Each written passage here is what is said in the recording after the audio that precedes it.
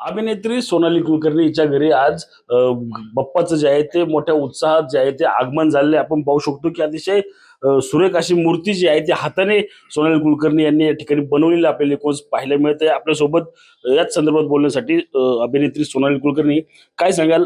हाताने दरवर्षी तुम्ही मूर्ती बनवली, त्यावेळेस वेगळं पण आपल्याला पाहायला मिळते त्यात। दरवर्षी काहीतरी वेगळं करूया असाच प्रयत्न असतो आणि मी आणि अतुल माझा भाऊ आम्ही मिळून खरं तर तो करतो आणि मी त्याला सहकार्य करते, त्याला मदत करते। शाडूची माती आहे आणि शंकराची पिंड आहे आणि त्याच्याबरोबर आमचा हा बालगणेश आहे।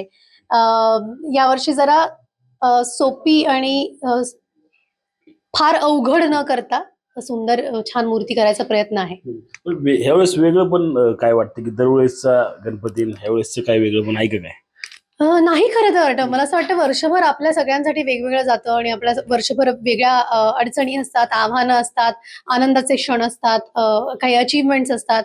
या सगळ्यामध्ये वर्ष कसंही गेलं तरी गणेश उत्सव जेव्हा येतो तेव्हा आपल्या सगळ्यांसाठी तो तसाच असतो, सारखाच असतो आणि वर्षानुवर्ष गणेश उत्सवाबद्दलची ओढ असेल किंवा ती उत्सुकता असेल ती तेवढीच असते। त्यामुळे गणेश उत्सव यंदाचाही नेहमीप्रमाणेच आहे। रणजित जाधव, TV9 मराठी, पिंपरी चिंचवड।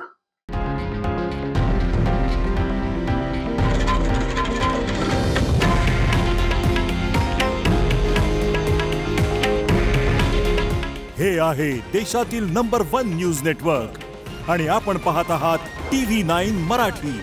काळजी तुमची, हित महाराष्ट्राचं।